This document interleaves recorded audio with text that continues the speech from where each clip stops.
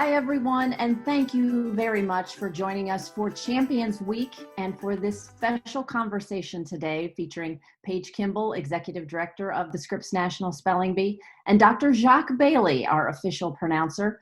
Also, in his spare time, he is Associate Professor and Director of Graduate Studies in the Classics Department at the University of Vermont. We're delighted to see so many spellers and their families joining us. My name is Valerie Miller, and I'm part of the B team. I'll serve as moderator for this conversation. I'll ask Paige and Jacques some questions, and you can ask questions too. Just use the chat function that you see there in the Zoom window. We'll see your questions, post those in, and then they'll be relayed to me by Corey Leffler. So make sure you can do that at any time during this conversation that you're seeing here today. So I'll be the one who relays them to Jacques and Paige. So before we get to those questions and your questions, I know, Paige, you and Jacques both have something you'd like to say to start things off. Paige, why don't you start for us? Thank you so much, Valerie. So hi, spellers, and hi, proud moms and dads. It is so good to see you today. Nothing would be better than if we were in National Harbor, Maryland this week together in person. It means us so much. That couldn't happen this year, but we want you to know we've been thinking about you. We want to celebrate you. That's why we're calling this week Champions Week, and that's because you were all champions. And so we so look forward to celebrating you throughout this week and following you as you take all that you've learned from the Spelling Bee and all your hard work onto other wonderful endeavors. But for now, Dr. Bailey and I are here, and we just look forward to talking with you, sharing some of our memories and answering your questions. So, Dr. Bailey. Howdy, everyone. It's great to see you. Too bad we're not in person. So I just wanted to say a few things about spelling. It's a great springboard. But I hope you all realize that really it's what words mean and how they're used that is really much more important and lasting. And while we're all at Scripps and all of the officials, we're all heartbroken that the bee is canceled. And I know you're heartbroken that you don't have this opportunity to show off all your wonderful knowledge, particularly those 8th graders and everybody who worked so hard. I take comfort in the idea that, you're moving on now to new subjects, new explorations. There's algebra and chemistry and biology and in high school that is so much more in depth, and you get to learn what those words are for. I particularly encourage you to learn a foreign language or more than one. And just to realize that learning is really the main event here. This contest is a celebration of learning. And while we miss the opportunity to celebrate all of your learning as much as we usually do, you should make no mistake that the winnings are in your brain. They're locked in right now.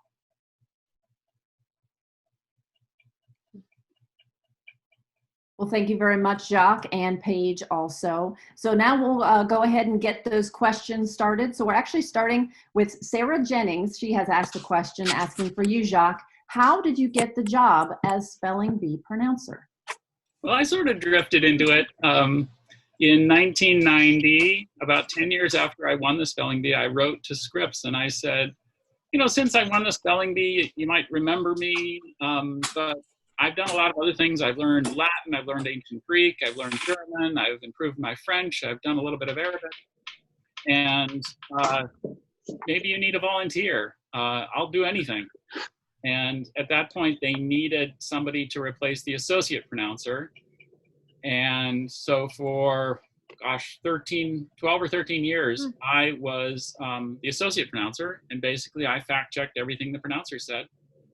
And then it was, it was kind of sudden in 2003 when I was asked to be pronouncer. I certainly wasn't sure they would want me to be pronouncer, but folks asked me to be pronouncer. And so I was very happy to do it. It's one of the greatest privileges of my life.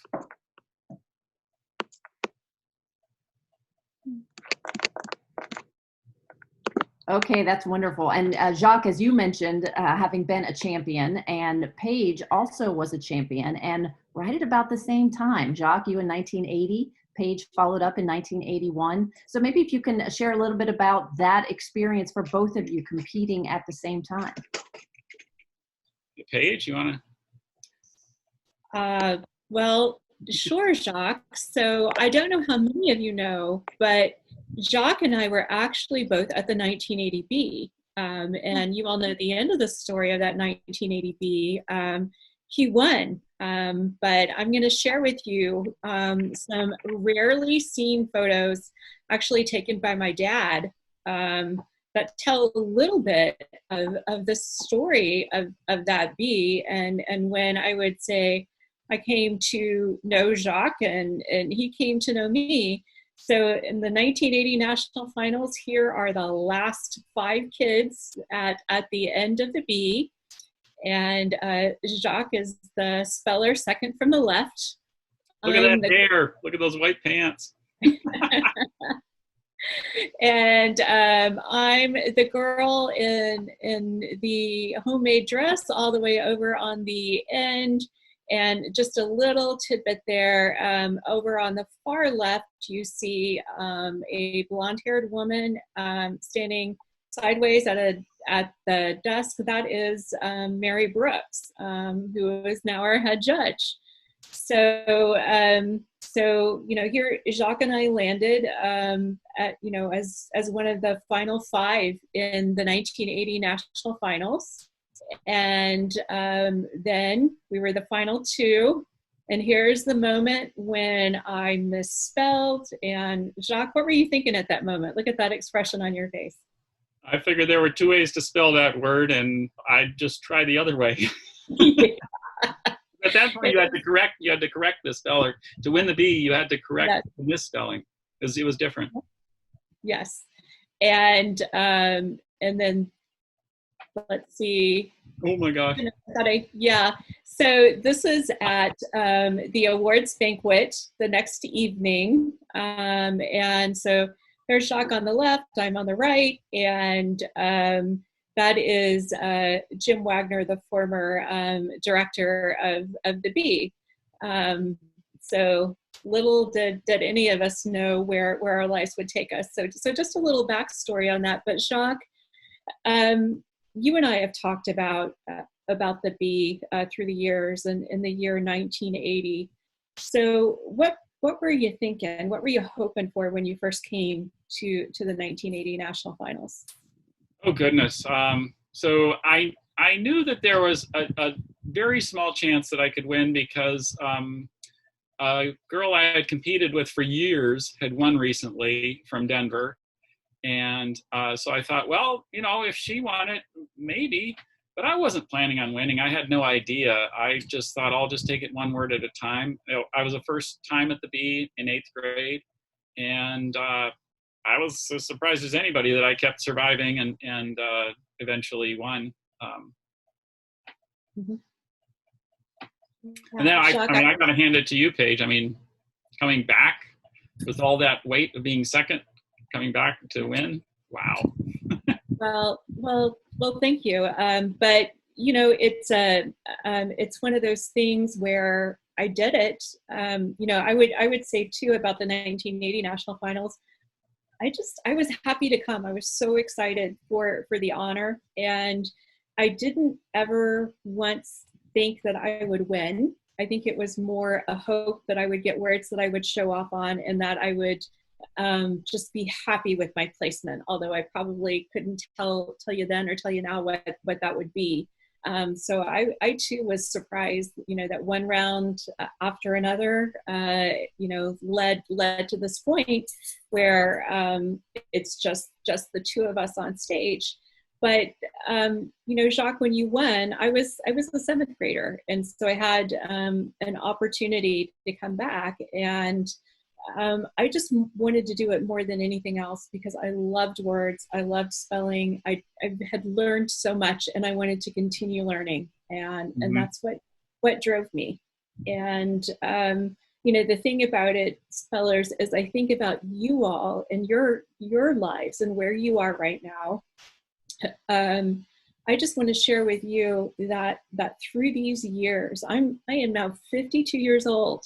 But even to this day, if I'm reading a book or I'm watching something on television, these words pop up in my life. And I have this consciousness that, oh, the first time I learned that word was when I was in 6th grade and studying for the spelling bee, or the first time I heard that word was in my regional bee. And it's just like all that effort back then, it's like the gift that keeps on giving in my life. Mm-hmm. And I think you're going to find that too. No matter where you go, no matter how old you grow, you're going to find that these words keep on coming back and reminding you of the investment you've made in yourself at this important time in your lives.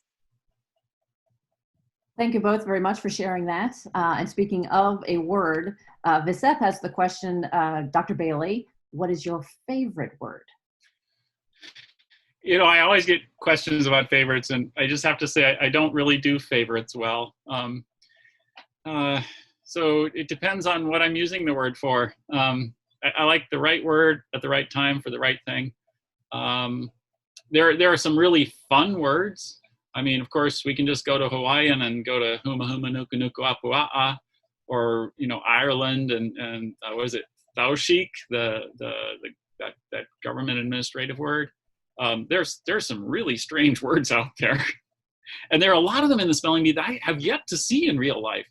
I've learned these words and I'm waiting to see them, but then they surprise me. And like Paige said, I see once in a while, oh my gosh, yeah, there's somebody actually using it. It's a real word. Wow.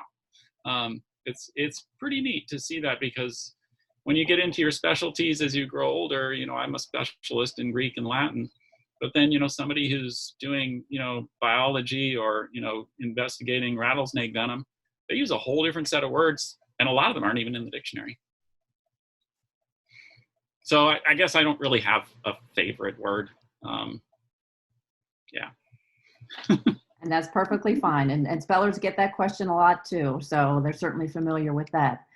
So next question can be for both of you. Maybe Paige, you can give it a go for an answer. If there was one thing you would change about the spelling bee, what would that be? Paige? Oh my goodness, that's a tough one. And gosh, I don't know that I would change anything other than trying to make it even more educational and more social than it already is. So you're learning so much, and so where I want to be is in the place of how do we deepen your learning even more. And how do we make your experience of participating, whether that be the classroom bee, your regional bee, or the national finals, as personally enriching to you as it can possibly be? Yeah, I don't know if Paige or anybody at Scripps will agree with this, but I really loved the Octa Champs last year. I like spreading the wealth. I loved having 8 champions, and I loved how very much all of them were happy to be among, with company. They didn't think, oh, well, who's the real champion? They all were very, very happy to be Octa Champs. I thought that was wonderful. The other thing I might change is I love the vocabulary portion. I wish that were more visible to the whole public and nation, because I think it's so important to know the meanings of these words. But, I don't know how to do that. So. So we have another question. This is from Aaron asking, what were your winning words? Jacques? So my winning word was elucubrate, which you're probably thinking is spelled like it sounds. And it is. Elucubrate is spelled E-L-U-C-U-B-R-A-T-E. It's kind of a fun word. It means to study, like to burn the midnight oil, to study all night long. And it's also a fun word in that it's like ravel and unravel and flammable and inflammable, in that elucubrate and lucubrate mean the same thing. Good information. So my winning word was sarcophagus. Great roots-based word. And yeah, fairly figurable too. And the very next day after I won, just a little bit, after I wrapped up some interviews, I actually went on a tour of Mount Vernon. And there I learned that George Washington is interred in a sarcophagus on the grounds of Mount Vernon. So. Okay, our next question comes from Ish, who goes to, his questions for Dr. Bailey. Have you ever mispronounced an official spelling bee word? Yes, I have. I have to admit it. But you know what? I am very lucky in my job in that right beside me, the man who actually wrote a lot of the pronunciations in the dictionary and certainly knows them very well, he sits there and, you know, you might not ever notice it, but all he has to do is move his finger and I'm like, what did I miss? Oh no. And I search and I find it. And then beside him are, you know, George and Kevin and the judges, Mary, and behind me are Corey and Paige and the whole B team. It's really hard for me to make a mistake and for it to survive for more than half a second. So I've never really made a mistake that was, I think, left standing.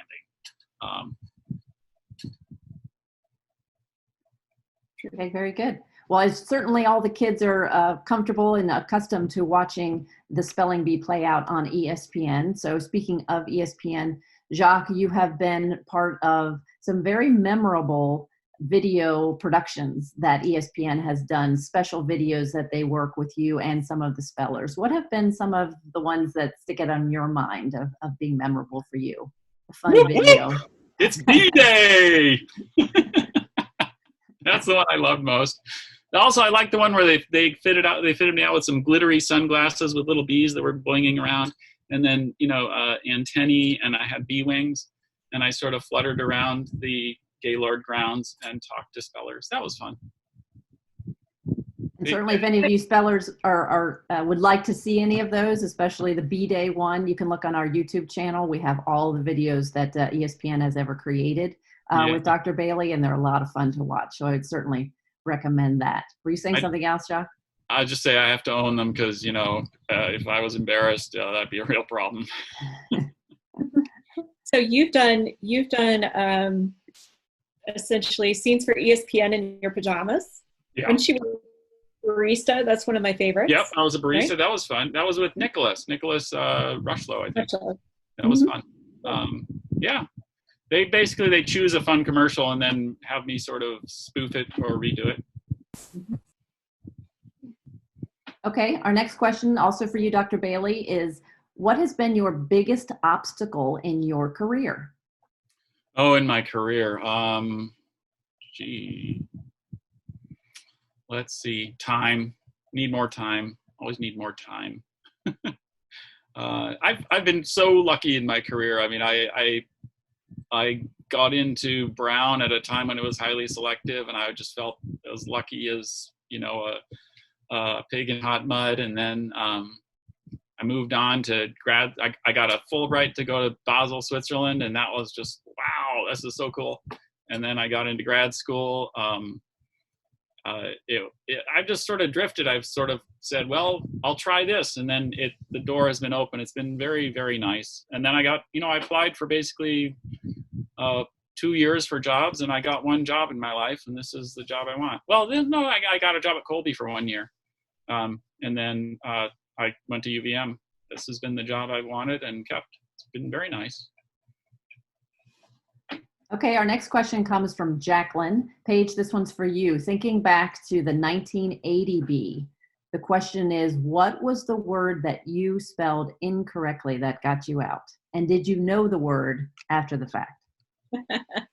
I'm so glad that you asked, because this is an opportunity right now for spellers for you to spell this and show off. The word that I misspelled to end up placing second, glitch. So everyone quickly spell it in your minds, and your minds can be blown that that can be asked at the end of a national spelling bee. But yes, that's the word. Just a few tidbits about it.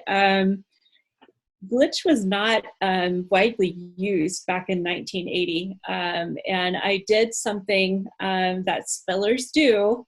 And Jacques is really good about reminding spellers to not do this. And that is making a word more difficult than it sounds.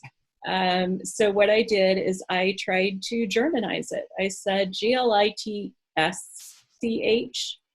And that's what paved the way. And you know what, it all worked out. But you know, another tidbit is I made peace with that word and what happened. And when I got my first car, my parents allowed me to get vanity plates. And you know what I had put on my vanity plates? Glitch, correctly spelled. So just a sign of me making peace with that. Did you know that, Jacques? I didn't know about the vanity plates. Yep. No, that's great. But I mean, you have to think back to an era when, you know, I don't think we even had PCs at that point. Oh, here comes the garbage truck. I'm sorry about the noise. Yeah, so I mean, glitch was really a new word that was just hitting the books. I'm going to mute for a second. Okay, while you do that, I will go ahead and ask our next question. So this comes, let's see, how would you explain, we'll start with you, Paige, how would you explain the importance of the Scripps National Spelling Bee to someone who doesn't, quote unquote, get it? Well, what I would say is that participation in the spelling bee is I think, something that provides two main benefits for you that you carry throughout your life. And I spoke to one of them, and that is picking up a lot of words, a lot of vocabulary that helps you better understand your world, do better academically, do better in your career, have a greater appreciation for things. It greases the rails. You're learning vocabulary right now that's going to accelerate your understanding of concepts in high school and college, all because you did the spelling bee. And then the other big thing, and it's huge, is confidence. It's one thing to learn and prepare for a every Friday during school spelling test, written spelling test. It's another thing to stand on a stage in front of people and compose your thoughts and get the right letters out in the right order. And you build a lot of confidence along the way in doing that. And it's something that you carry forward for interviews and auditions and opportunities that are going to be before you for the rest of your life. So spelling bees do so much for you. And I think that that's one of the great benefits of participation. Great question. Yeah, what I would add to that is that I have a lot of French relatives and they never got it. Like, what's a spelling bee and why do you have them? And I think it's really unique to the English language. I don't know of any other language where you have a spelling bee per se. In France, you have a dictée where you hear a paragraph delivered to you and you try and write it down perfectly correctly, and that's a big national contest. The other thing I think that about getting it is what's important about a spelling bee is there are some real skills that you acquire that don't really have anything to do with spelling, and those are the ability to meet with disappointment and stand up and try it again. You know, I never won a spelling bee until my third year in the spelling bee. And I was still ready to keep going. And I think, I don't know why, but I think that is one of the most important things in anybody's life, is this ability to deal with disappointment and to deal with it productively and to move forward in a way that is positive and productive. And spelling bees offer a big opportunity for that, because standing up on stage in front of a bunch of people and missing a word is not the most comfortable disappointment you'll suffer. More great questions. That was previous one was from Sophia, so thank you. So I can encourage everybody to keep those questions coming. They're really great. So the next one comes for both of you again, is how did you prepare for the bee without technology that kids nowadays have that you didn't have back in the 80s? Jacques, do you want to start with that one? Yeah, Paige and I were talking about this the other day. It was a completely different world. I mean, we talk about, learning all these words and then never seeing them for years. It's such a different world now. When I see a word and I think, is that a real word? Does anybody use that word? I can go out on Google Books and find it, or I can go out on the Tweetosphere and find it. And that's so amazing.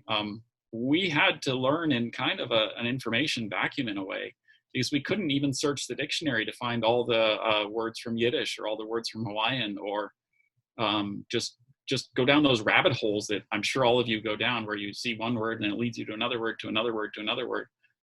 Those were much harder to do at the time. So there were a lot of lists. People collected lists, and there was a lot of working on etymology. There was a lot of trying to work with foreign languages, but mainly, really, the main study tactic before the advent of technology was lists, and that's been a very productive change, in that people can study much more intelligently and in a much more varied fashion now. So, what I would add about preparation. So one thing I did is I kept a notebook, and I would go through the dictionary systematically and write down in my notebook, as I turn those pages in the big dictionary, all the words that I thought would be asked. And I just had to write them down in a notebook. I didn't have a computer to keyboard them in. But when I got bored with that, I would go to the library. I would just pull out books in my from my family's bookshelf, cookbooks or medical reference books, you name it. And I would just start finding words. Whatever was fun, I would do that. And then the other thing I did, and I just think this is critical, and I highly recommend it to you, is most of you, I hope, are working with a parent, a friend, somebody who's coaching you, who's helping you. I worked with a teacher at my school every day, and we had an agreement that he would never say, okay, so Paige, here are the 100 words I'm going to ask you tomorrow, go learn them. It was never that way. And I never brought to him what I studied the night before. Every day with him was like a spelling bee, where I never knew what words I was going to be asked to spell. And some days I did marvelously, and other days I just missed left and right. But doing that day in and day out made me better as a speller in competition, because I had all that practice of composing my thoughts around figuring out words, rather than it being about testing me on my rote memorization. So just huge pro tip is make sure you're replicating a spelling bee competition experience along the way.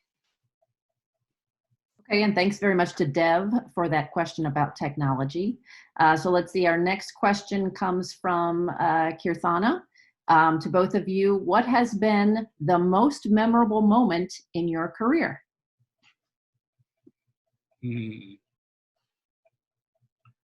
I think getting tenure was a pretty big moment. Tenure is basically the last cast iron rice bowl. It's pretty wonderful. And Paige, for you? So I would say the most memorable moments in my career unfolded during Bee Week last year, with the declaration of the Octo Champions. What a phenomenal, exciting moment and occasion for the Bee to have such a high level of achievement, and to be able to celebrate that with those kids and with the nation. Just huge memories from that. Great. Thank you very much. And our next question from Joel is a question for you, Dr. Bailey.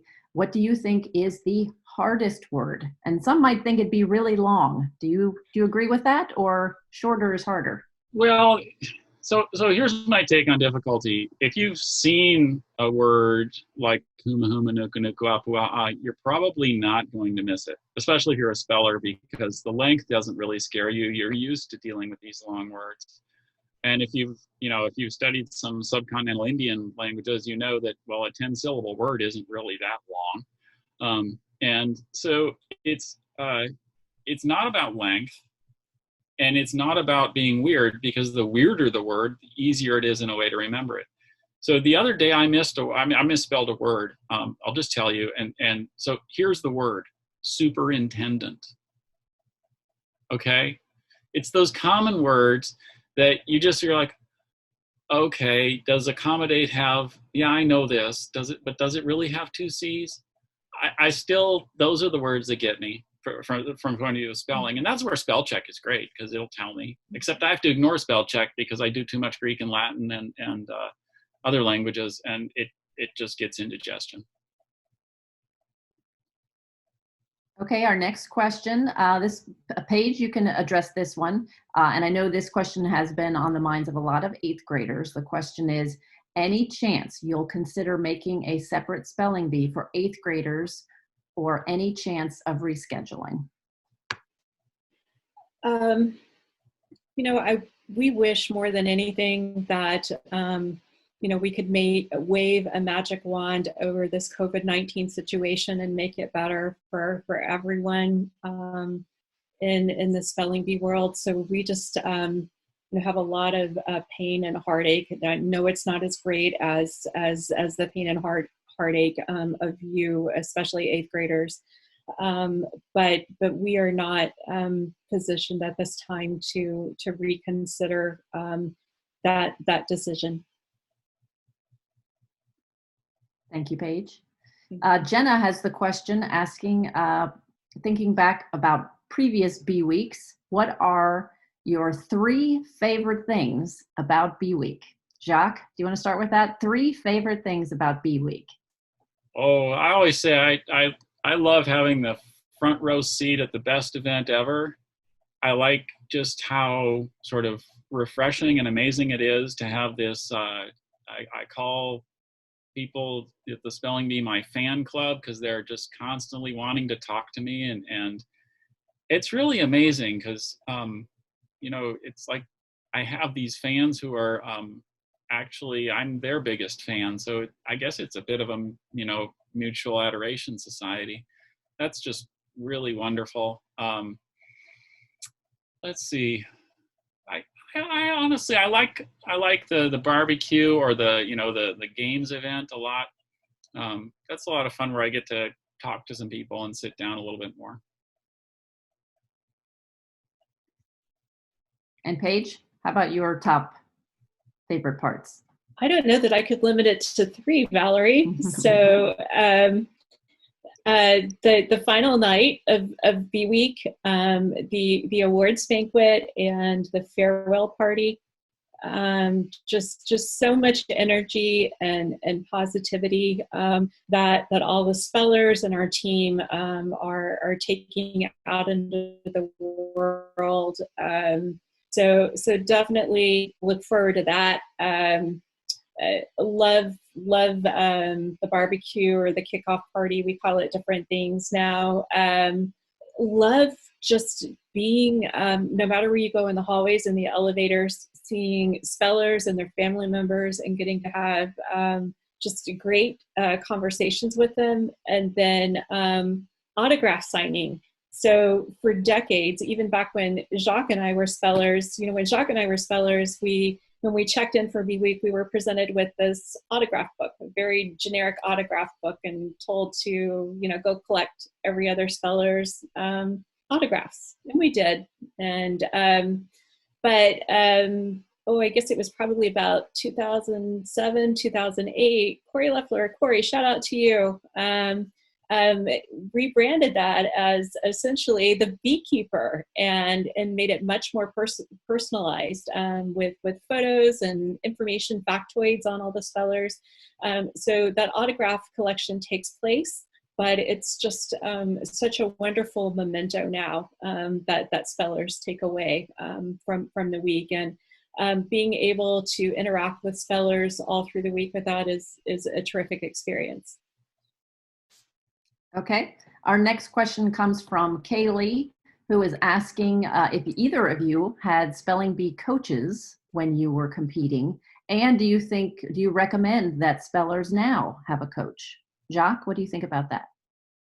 Well, my sixth grade teacher called herself a spelling bee coach. She always had a spelling team, and there were about a dozen of us who studied with her after school every week, every year. So she was my coach. Yeah. I think it's great. I tend to think nowadays with technology and with, pages, I discovered this too, that you can just open the dictionary and have a spelling bee, and all you really have to do is be able to read to have somebody give you the words. I mean, it's wonderful to have, somebody who can help you. Yeah. Paige? Yeah. So I had my seventh grade teacher. He called himself my coach. I called him my coach. He was just a seventh grade teacher at my school who loved spelling bees and words and knew a lot. And he would quiz me almost every school day. So it wasn't a paid coaching situation, a hired coaching situation at all. It was just generosity on his part, and my good fortune to have a teacher that was so caring about that, and certainly know that not all spellers, not all kids who participate are fortunate enough to have coaches like my coach Robert Dahl, my seventh grade teacher, and your she was your principal, right, Sister Eileen? Sister Eileen. Yes. Yeah. And not everybody has that, so definitely understand why they're out there. Just would say that the bulk of spelling bee preparation and success is all about what you choose to do and the hard work you choose to do with the dictionary and resources before you. It might feel better, to have those additional resources, but just remember that it's the work you do with yourself that's going to make the greatest amount of difference in your success in this endeavor. Mm-hmm. Okay, our next question from Sophia, who is asking, what is the funniest thing you remember from previous spelling bees? The funniest moment that's happened at the Scripps National Spelling Bee? I think Sardoodledom was a pretty good one. Mm-hmm. When Kenyawa just couldn't stop giggling because he loved the word Sardoodledom. That was, oh man, that was really fun. Well, there are so many funny moments. Spellers with great one-liners. If I were to utter some right now, they probably would sound bewildering to you because they were one-liners related to like movies that were popular that year or something like that. But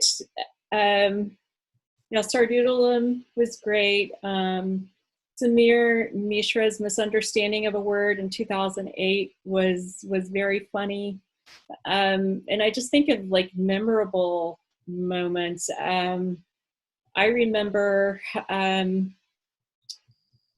the word tenebrosity, which just someone correct me if I botched this very brief definition, but darkness. Tenebrosity was asked of a speller, and the moment it was asked of a speller, the lighting board serving the lights over the stage crashed. I mean, not crashed onto the stage, but the lighting board failed, so the lights went off on the stage. And so the speller was plunged into a bit of darkness. right as she was asked to spell the word tenebrousity. So they're interesting moments. What else? Once the letter S in Scripps on the stage backdrop fell. So at the end of the B, we became the Scripps National Spelling Bee. And people got a good chuckle out of that one. Yeah, I don't recommend it, but I thought the way Rebecca Sealfon spelled was really amazing. Yeah. A lot of energy. Yeah. Definitely a memorable moment for sure. Our next question from Sujata, asking, in this time of all the technology with autocorrection and spell check, he's saying people's spelling are not quite up to mark. So what is your advice for young students of this age to keep up their spelling? Jacques? Well, I think spelling is one of those things that there are many things in life that are like this, that are about details. And, you know, we talk about people being detail oriented. And I think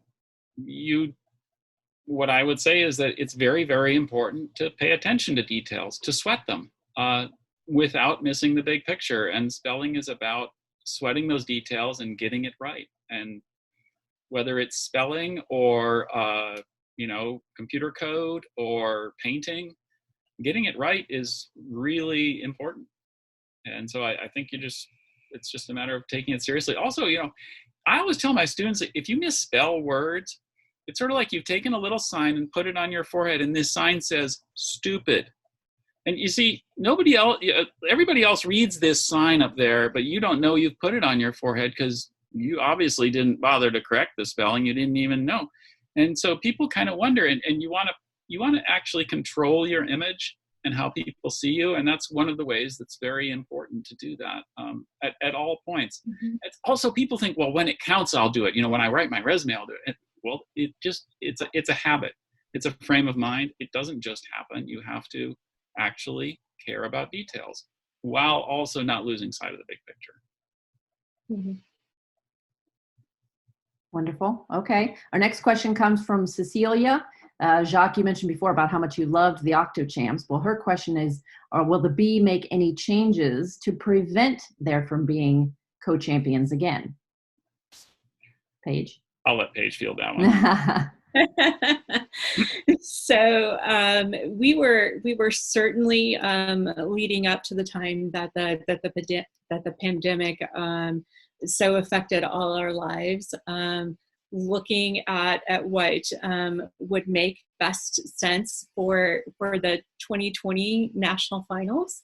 Now that hasn't happened, we're going to step back and we're going to take a look at what makes sense for 2021. And the Bee has a long track record of evolving to what makes sense for the program in the times that it's in, and we will continue to do that. But what I will say is that the declaration of the Octo Champions is, in my opinion, one of the proudest, happiest moments in the history of the Bee. Wonderful, thank you. Sarah has our next question. This is going maybe a little way off the spelling bee track, but very interesting. What book has been the most meaningful in your life? Paige, what book for you? Oh my goodness, that's a tough one. I wasn't prepared for that one. Meaningful. I mean, I'm gonna punt on that one, and I'll tell you what I'm reading right now. I read a lot of historical fiction, and right now I'm reading The Weight of Ink, and just a fabulous book right now. And I would say my favorite book of the past year, A Gentleman in Moscow. Just favorites, but avidly read as a kid. I'm sure spellers, you all do too, and keep it up. It's just so important for your success in spelling bees and everything in life. Jacques? Well, I'm a professor, so I could go on about this. So let me choose two. So not so much a book, but a way of thinking that you find in books, which is Stoicism. I found that very, very interesting and important to think about, and it's helped me in various ways in my life, and it's helped some people I care about deeply think about their lives. Stoicism is an ancient philosophy that has waxed and waned over the years. You might know the Emperor Marcus Aurelius. He has a famous book of Stoicism. It's very popular with CEOs these days. The other book I would mention is, I teach Greek and Latin, so I have to go there. Homer is amazing. Now, I know you're going to read it in high school and probably be bored to tears, but Homer is simply stupendously amazing. It never stops being worth reading again and again. Part of that is because I know the ancient Greek, and so I see things in that in the history of the language, but the idea that 2,500 years ago this thing was written down and we can read it today and it speaks to us is flabbergasting and amazing. I just love that. Okay, our next question is from Chitra, also kind of along the same lines about with technology, things like Grammarly available.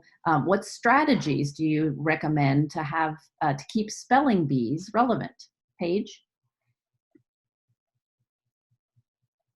Oh, I think you got muted, Paige. I'm so glad that you asked that. The fun fact, spell check first came into use in 1982. No way. Yes, it did. And so spell check has been around almost as long as Jacques and I have participated or first participated in the bee. And I will let in the 1980s, in college, I would go and volunteer for Bee Week, and I would work the media desk, and some of the questions were like, what's going to happen to the future of spelling bees now? That spell check is here, and here we are, 3-4 decades later, and the spelling bee is stronger than ever and more relevant than ever, despite that technology. And what we know is, even though that's out there, it doesn't stop people from misspelling. And when they do that, to what Dr. Bailey said earlier, when one misspells, it exposes to some extent one's level of education or caring about details in life. And it's still out there. I still see people almost daily on Twitter being shamed by other people on Twitter for misspelling, having their opinions discounted or devalued just because they misspelled a word. So learning, how to spell well, learning what words mean and using them correctly matters a lot, even with this technology. Yeah, and basically, you think about how do you get to know the world? You get to know it through reading and through talking about it, and you do that through words. And the first time you'll ever learn about an ophicleide is probably seeing it in some bizarre store window in Paris and realizing, oh my gosh, that thing's expensive. And then you'll go, well, what is it called? You need a name for this weird thing you're seeing in the window. Oh, it's an ophicleide. Oh, okay. Well, then I can remember it. Now I have a handle on it. It's the way that we sort out and figure out our world is through words. They'll always be relevant, and somebody has to judge whether spell check is correct. Mostly it just corrects little words like there and there, or doesn't correct them. So. Well, thank you very much for your answers on that. And we still have very many more questions. We only planned for about 30 minutes of this, so we appreciate everyone sticking around for this entire conversation we've had today. And really great questions. So thank you very much to all of you. And we have certainly enjoyed celebrating you, celebrating your accomplishments for Champions Week. So I think we'll just close with Paige and Jacques. What is your message, your hope for the spellers, for their families, for the future? Jacques? I hope that you'll take all the energy and all the learning that you put into spelling And next year, if you're still in spelling, you'll renew that and keep going and learn even more words. And if you're in high school, I hope that you'll join the speech club or the debate club or the drama club, or that you'll go to Model UN and you'll start using those words for some of the most important things, for those things that eventually might lead you to win a Pulitzer, for those things that might lead you to win a Nobel or a doctorate or just to success in life, because this is such a springboard. And that's what I really hope. That's why I'm involved in the spelling bee. It's what sort of makes me tick. So I'll just add on, to what Dr. Bailey said, keep on learning, keep on achieving, and be resilient. Just as in spelling bees, we misspell, and the rebound is so important.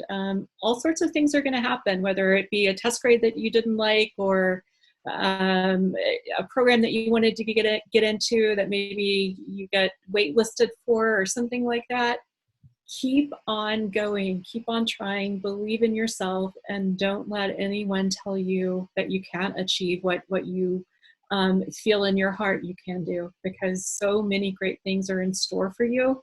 And courtesy of all the hard work you've done for the spelling bee thus far, you are well on your way. You're going to continue to see these words pop up, and they're going to make your life richer and your academic pursuits so much easier for you to focus on concepts as a result of what you've done. So just keep it up. Thank you very much, Paige, and thank you, Dr. Bailey, as well. And thank you again to all of you, to our spellers, to your parents, who have done just a tremendous job in working so hard to achieve your goals for this year, and for participating today with your great questions. There's all kinds of virtual hand clapping and thumbs up going on. So congratulations to all of you. If you haven't already yet, checked out spellingbee.com to see how we are celebrating Champions Week, in which we are showcasing all of our champion spellers. We'll have on our different social media platforms a lot of videos and special messages for you all. So please check that out. So again, thank you so much for everyone for participating today, and enjoy the rest of your day. Thank you.